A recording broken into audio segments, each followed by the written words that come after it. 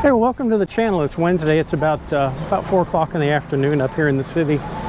And it's a beautiful day. It's not real hot. Wind's blowing a little bit. The air's real nice and clear. And I thought I'd come up and do a little walk around, get some exercise. Had a great lunch today with Lek inside of Nimmin. And just thought it'd be a good time to come up and walk around a little bit. And I get asked a lot from people how I ended up in Thailand. So I figured on this walk I'd kind of explain it to you and give you the rundown of how I ended up here in Chiang, well, not just Chiang Mai, but Thailand in itself. But, and I thought I'd start it out from what I think is probably the very center of the moat. And I pulled up Google Earth today and I put a few lines together, and this is where I came up with this being the center. Right out here, right out in front of the police station. But anyway, we'll walk across the street here and go this way. But back to the little story. Back in 2003, actually between 2002 and 2003, I got divorced. And you all know how that all goes. And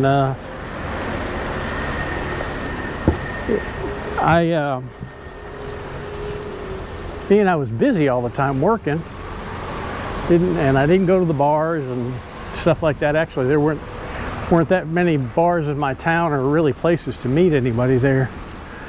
So I got on Match.com, and I was dating girls from Match.com for probably a couple months, and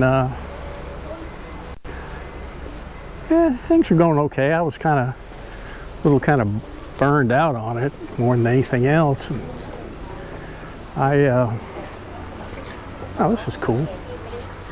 A little laundry. We may have walked this area before. Swati cop. Yeah, this is where all the cops eat. Yeah, we have walked this road before. But anyway, I dated a few girls on Match.com, and you know, hey, that's life. And just kind of going along as things were. But one day I was sitting in my office, and I had the luxury of having the internet on my computer at work, and I was free to use it just about any way I really wanted to. And I had Match.com on it, so I was just looking around. I was waiting for my buddy next door in the next office over to come bang on my door, take me to lunch, because we all ate lunch at 11 o'clock like clockwork. It was kind of a ritual of us, and we ate at the same place every day, and there was a group of about 5 of us. But anyway, I was kind of waiting for my knock on the door. I was looking at Match.com, and mainly I'd look for girls around Chattanooga or Cleveland or wherever it was I was living. And that's where I was living at the time. And I really hadn't played with it much. And so I'm sitting there and I'm thinking, clicking around on the little search bars and stuff. And I said, whoa, wait a minute, I could search people in other countries. And I don't know what that is. So anyway, I started looking around. I said, well, let's see what the girls look like in Thailand. You know, my brother had been in Vietnam, and he had done R&R in Bangkok. He told me what a wonderful time he had. And I thought, well, let me see, just for the heck of it. So I clicked on it, and sure enough, I could search for girls any place in Thailand. I didn't know that, and so I started looking in Bangkok, and I'm kind of scrolling around. I see this girl sitting on a rock, and it looks like she's down by the beach. I wonder what this is. Oh, okay, touring agency. Pon Chiang Mai Tours. Swati Kap. You do tours? Yes. Yeah, okay. I have a YouTube channel. I'll put this up there. Yeah, if you come here and want a tour. Yes. There's the number. I've been in many places. Busy now? No. No? Around New Year's you were busy though, yes, weren't you? Yes, yeah. Before New Year, busy. Yeah. After. I think it's going to keep going down too. Yep. Yep. Probably another year. Yeah. Good luck, buddy. Thank you. But anyway, yeah, so I see this girl, picture of this girl sitting on a rock with a yellow t-shirt on, and I said, I wonder if she'll answer me. And so I sent her a message. I just said hi. And I sat there and I sat there and I sat there. And next thing you know, my buddy there knocks on the door, ready to go to lunch. And so we piled in the car and headed off to lunch. And sat there for a while and did our normal routine and talk business and bullshit and everything else. That most of our major decisions, one of the reasons why we went to lunch all together was a lot of the major decisions about what would happen in the department was made right around the lunch table. And if you weren't there to defend yourself, God only knows what what would be the next day. And so we all ate lunch. And so I come back from lunch and I open up my door and sit down at my desk, and I was fiddling around with something. I look on my computer and there was a response. And it was, "Hi, how are you?" Oh, huh. So I responded back and got to talking, and I was amazed that she was still there. By this time, it's probably 12:30, 1 o'clock. And I'm going to try to get away from this music if I can. Well, I don't think that'd be copywritten. I'll walk down this way, get on with my story.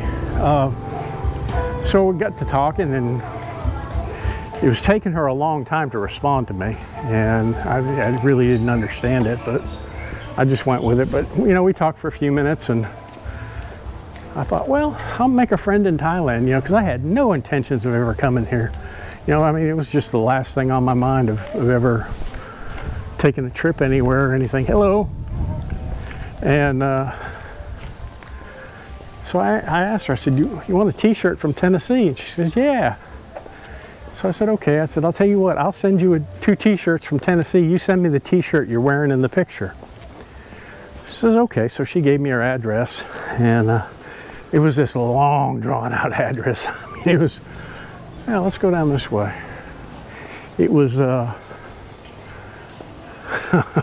about 6 lines, which I'm not really used to. I'm used to a address, a city, a state, and a zip code, and that's about it. But this was a little bit longer. But anyway, I wrote it down, and it just happened that I was free that afternoon. So I went down to the local motorcycle shop that was not far from my house, and I bought 2 t-shirts, and went to the stationery store and bought a big envelope and stuck them in the envelope. And as I was doing that, on the dash of my car, I used to have a little piggy that was dressed up in a Harley suit, and I threw that in well, we'll walk through here. Wat Prachow, Mung Rai. I don't know if I've been through here or not, but we'll walk through here. But anyway, I threw it in the envelope and stopped at the post office and mailed it off, and didn't think anything much more about it, and went home and did my normal thing. And next day I go back to work the next day, and I send her a message, and I said, hey, I sent that to you. And it was about the same time. It was about 10:30, almost 11 o'clock. And then she responded right then. And so we got to talk, and it turns out that she worked at Bangkok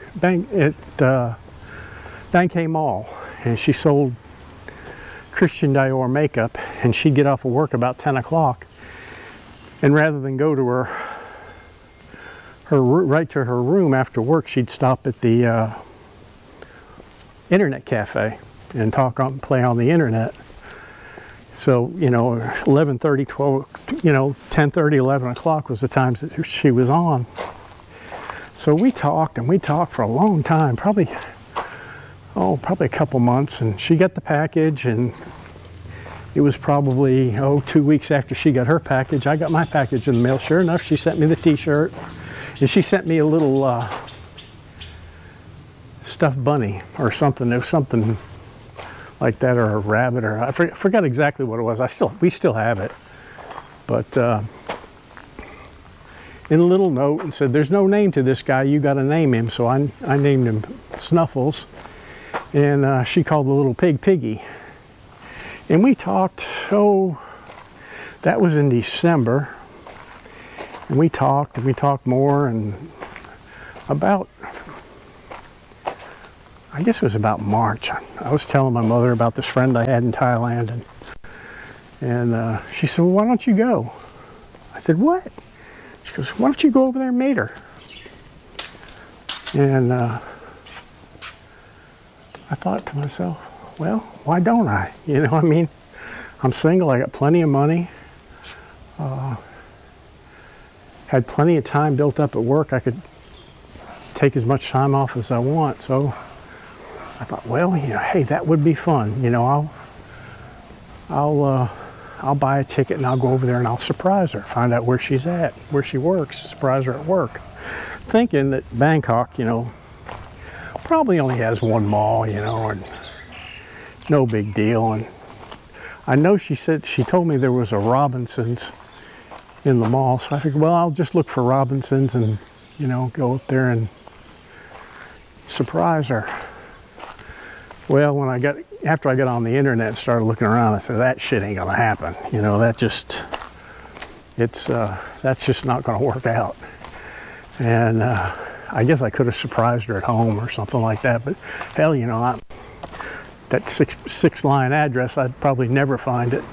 But anyway, I ended up telling her I was coming, and she was real excited, and we decided that stay in Bangkok for a while, and then she wanted to go to the beach in Krabi. So I booked all the reservations and stuff, and sure enough, off we went. And I landed in Bangkok, I'm thinking about I think it's probably the middle of April, maybe a little bit closer to May. And she met me at the airport. I got in at like at 11 o'clock at night, and I was really, really super, super tired, and I hadn't brought my glasses. Because I really, the only time I ever used glasses was just to read. And I really didn't plan on reading anything, but when I got through the immigration counter, I found out I had to read the form that you have to fill out. So I didn't even have a pen with me, so I finally scrounged a pen, and a long, long line, and I'm just really, really tired. The sweat's coming off my body, and you know, I just landed in a hot ass country, but I could remember smelling the food. The food just smelled so good. But anyway, I managed to get that done. Scribbled out my form that I had to turn into immigration. Went through immigration, then started walking my way out. That's a pretty temple. And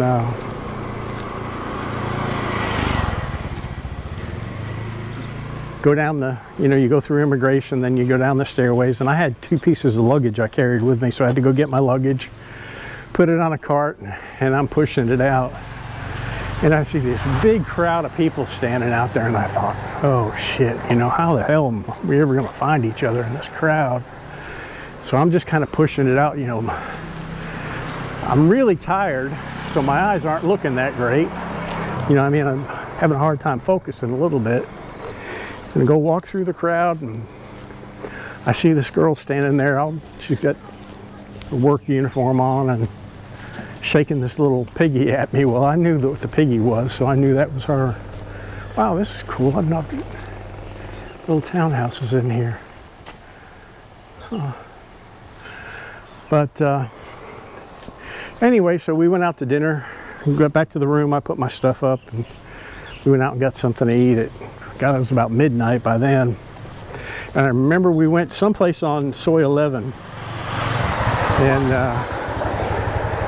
it was an Italian restaurant. I'll try Italian food, you know.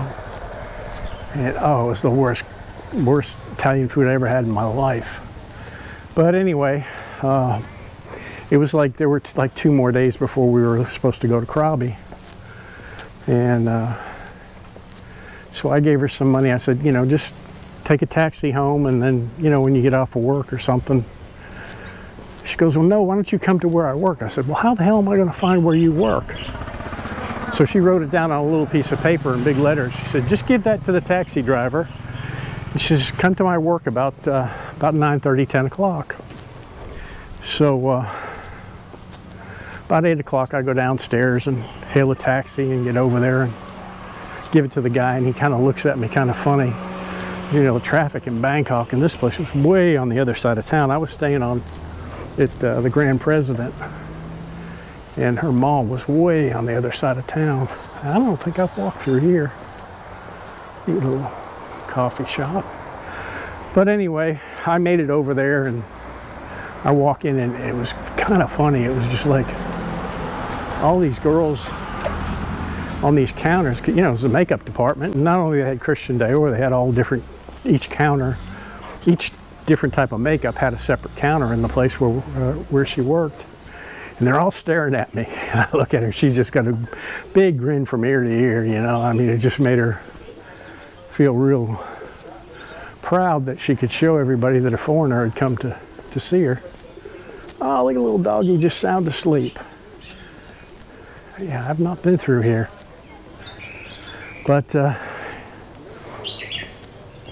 Swadee Kap. Yeah, I have definitely not walked through here. I don't know what's on the other side of this wall. Yeah, he's got some birds over there and everything. But we ended up going to Krabi, and we had a great time. I mean, it was just, we were staying at a resort. It was called the Holiday Resort, and it no longer exists. The tsunami took it out, and they built a great big resort down there now where it was. And I bought a bottle of wine when I was there, and matter of fact, I still have the bottle. We both signed it, and we've kept it for 17 years. And I was going to drink it the other night, one night, and my buddy said, you don't dare drink that stuff if you had it that long. But so we just kept the bottle. But anyway, I stayed for 2 weeks, and we talked. We really got along real good. You know, it was obvious that there was a click, and I had a couple days before I went back, and I asked her, I said, do you want to come to the United States? Oh yeah, I want to come. And so I thought, well, I'll try to get her, you know, see if she can get a tourist visa. And I went to immigration while she was working, and I got the form, Swadee Kap, and filled it out for her as best as I could. Gave her the money, and I said, you know, turn that in, because here you have to, when you apply for a passport, you have to do it through the post office. I don't know exactly how they do it, but that's where she had to turn it in. I'm kind of marking this because I don't know where the hell I'm at. I've not been down here. I think, yeah, let's walk this way. But anyway, and I had one more day before I had to go, and so the next day she had to work. So she said, I'll meet you at the airport. And she left her bag with me and said, bring my bag to the airport. And I said, okay. So I got to the airport that night. It was probably about almost 11 o'clock. My flight took off at like 12:30 or something like that. And I hunted for her, and I couldn't find her. She couldn't find me. And we were just, you know, that's back before the days you know, you had cell phones and everybody could talk to everybody. And finally I run into her, and I find her, and she's just sitting there sweating. Well, some of it was sweat and some of it was tears. I said, what's wrong? She goes, I thought I was not going to find you, not see you again. And I said, oh, no, we got it. And so anyway, I got on the plane and went home, and sure enough, you know, when I got home, I had that blood clot that I talked about in the other visit. But I didn't let that keep me from keeping in touch with her, because I didn't go to the hospital or anything like that. Wow, this is cool. They're building that back there. So she went to immigration and got an appointment. I had my congressman draft up a letter, and I mailed that to her, and I wrote a letter on department stationery, and I sent her enough money so she'd have money in her bank account. Gave her a credit card and all that stuff, and I said, you know, show all that to them. And you know, in the letter that I sent with her, well, that's a neat place. I have no earthly idea where I'm at. Let's go this way. I might have to wing this one.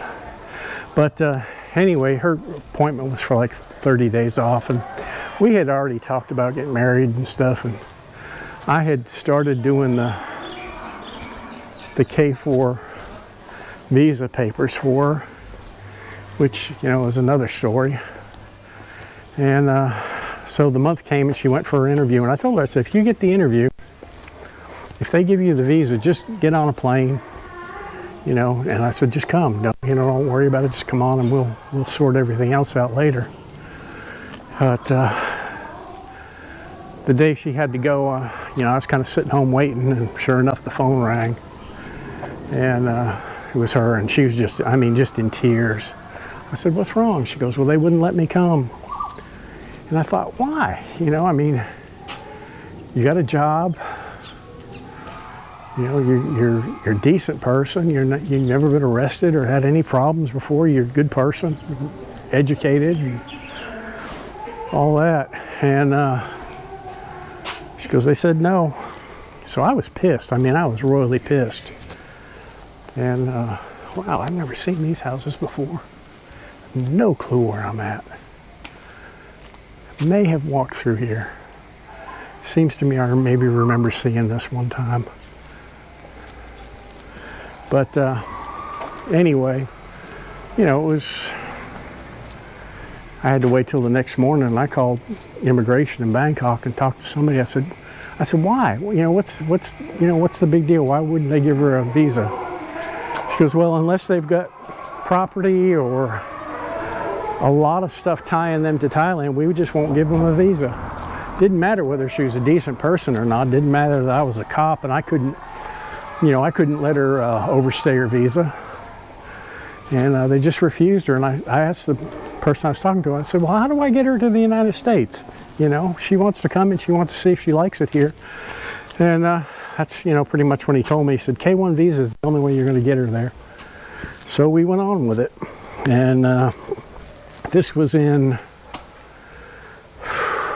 probably June. And, you know, after that happened, I felt really bad. So I called her up and I said, I'm coming over.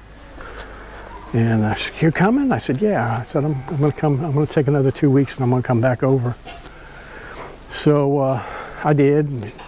I got a call back a couple days later from her. By this time, we're talking on the telephone. I had found a way to call over there where it didn't cost so much. And she said, my parents are planning a wedding. I said, a wedding? And she goes, yeah.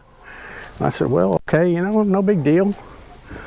You know, just make sure immigration doesn't find out about it. That was my only concern. And because you're supposed to get married in the U.S., not in Thailand, for the type of visa that she was going for. I'm going to walk back this way. But anyway, it was in July, and I know we got married, I believe it was July 18th or something like that, June or July, I don't know. But I was getting ready to go, and I had some cars that I wanted to push into my garage. And I was pushing I had a little MG that I'd been working on. And I was pushing the MG in the garage, and I felt something sting me on my finger.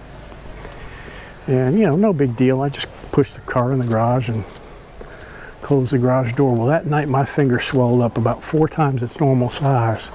And I was in some kind of pain that I can't even describe. So this was like on Wednesday. So the next morning I went into my doctor, and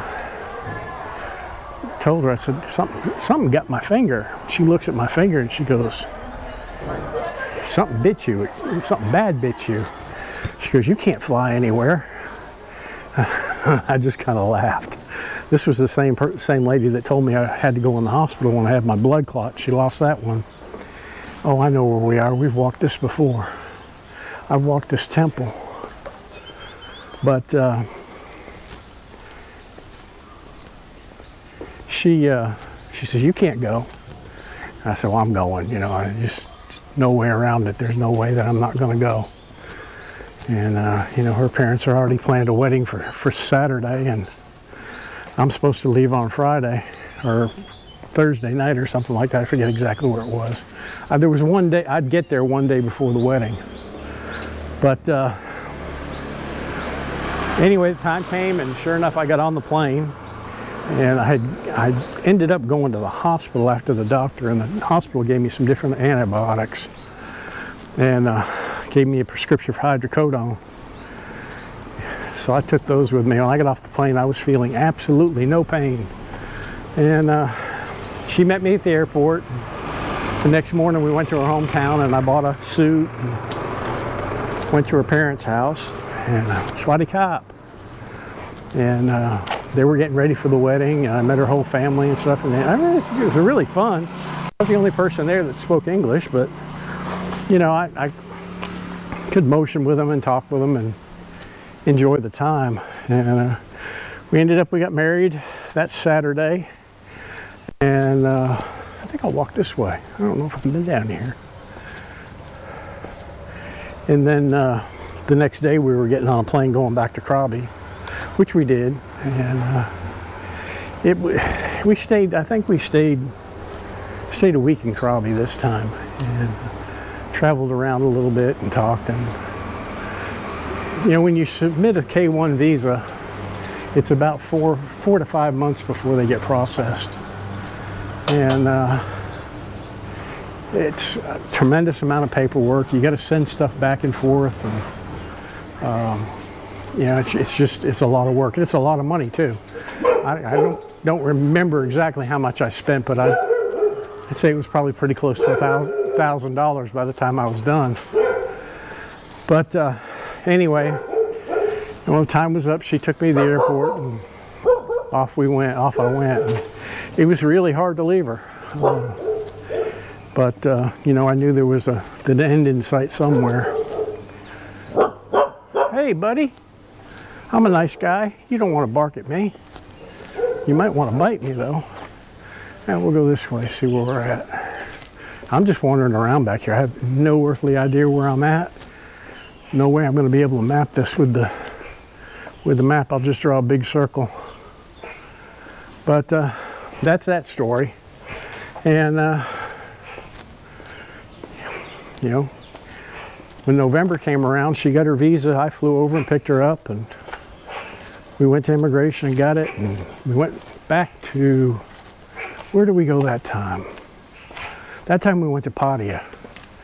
We spent a few days in Pattaya, and then we came back and flew back to the States. And it was kind of funny because she had never been in cold weather. I had no idea what she was getting in store for. When we get to the airport, all of her friends, every one of them, were there at the airport and to say goodbye to her. But you know, in life, at the blink of an eye, at the click of a mouse, your life can change. And you know, that's pretty much what happened to me. You know, I guess I think I'm going to call this, you know, the click of the mouse changed my life and changed it forever. But that's how the things got started. And she lived in the U.S. with me for 6 years. And then we just came back. I guess we'll go this way this time. We just walked in a big circle, I think. Yep. And I knew the first time on my way back from Thailand, the first trip, I knew that this was where I wanted to live. I had made my mind up on the plane coming back, you know. I loved it so much that, you know, it's where I wanted to be. And I knew it, you know, when I got back, I told my mother, I said, It's beautiful over there. That's where I want to live. And that's where I'm at. And I have no regrets whatsoever. None. You know, that the little inconveniences that you have and the idiosyncrasies of living here, you know, you can easily adapt to those. You know, you just got to be a little bit flexible. And, you know, if you're set in your ways, you know, you might have a problem. But, you know, if you're flexible and can adapt and learn to smile a lot, you can have a good life here. Not sure if we walked by here before or not. Hello. How are you? Oh, you're okay, buddy. Go fishing? He's okay. He's not going to bite me. He's all right.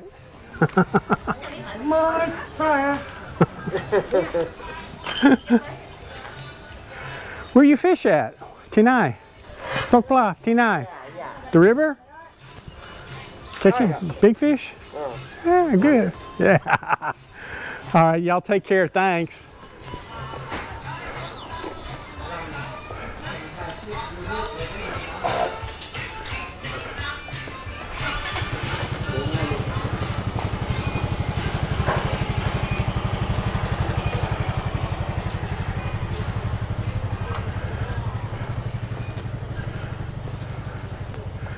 Well, let me see here.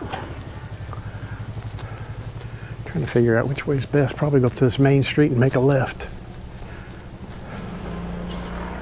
That'd be neat to live back in here. I found the coolest place today, abandoned place. Now I'm debating whether I'm going to make a video. Okay, we're back.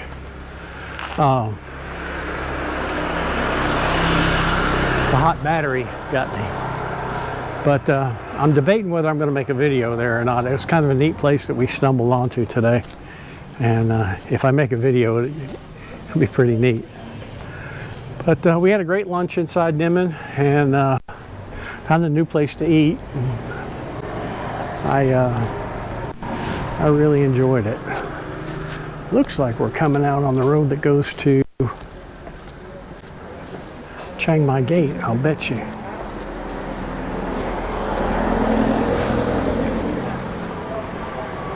Kind of looks that way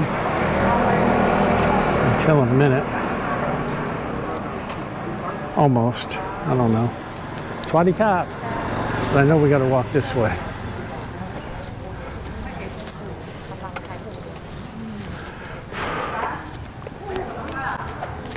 Well, there you have it. That's how part one of how I ended up in Thailand, and